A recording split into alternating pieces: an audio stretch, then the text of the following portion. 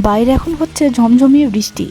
এরকমই বৃষ্টি সন্ধ্যায় যদি গরম গরম ডিমের চপ হয় তাহলে কেমন হয় বলো তো বন্ধুরা। তবে চটপট দেখে নাও এটা কিভাবে বানাচ্ছি। তো সবার প্রথমে আলুটাকে একটু সেদ্ধ করে নেব। ডিমটাও এখানে আমি আগে থেকেই সেদ্ধ করে রেখে দিয়েছি। আর সঙ্গে নিয়ে নিয়েছি কিছু কুচনো পেঁয়াজ, একটু রসুন, আর তার সঙ্গে কুচনো কাঁচা লঙ্কা।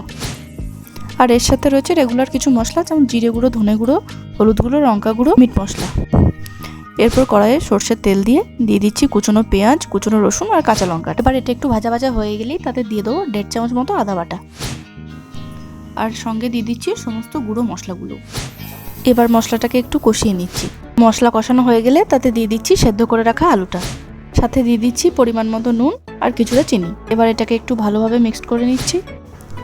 আর এই চপটাতে একদম দোকানের মতো টেস্ট আনার জন্য এতে দিয়ে দিচ্ছি একটা স্পেশাল মশলা, যাতে রয়েছে গোটা জিরে, ধনে, শুকনো লঙ্কা, তেজপাতা, একটু মৌরি, শুকনো খোলাই নেড়ে এটাকে গুঁড়ো করে নিয়েছি। 1 চামচ এই মশলাটা দিয়ে খুব ভালোভাবে মিশিয়ে আলুটাকে আমরা রেডি করে নিচ্ছি।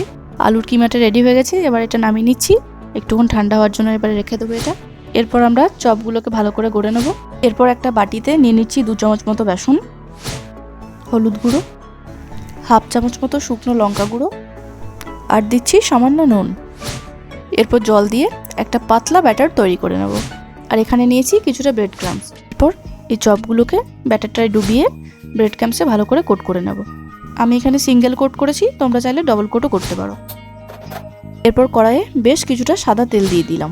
তেল গরম হয়ে এলেই চপটাকে দিয়ে দেবো। আর গ্যাসের ফ্লেমটা মিডিয়াম করে এটাকে ভেজে নেব।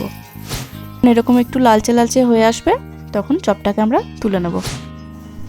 ব্যাস, একদম সিম্পল পদ্ধতিতে আমাদের ডিমের চপ রেডি। তোমরা অবশ্যই এটা বাড়িতে ট্রাই করবে আর আমাকে কমেন্টে জানাবে রেসিপিটা তোমাদের কেমন লাগলো।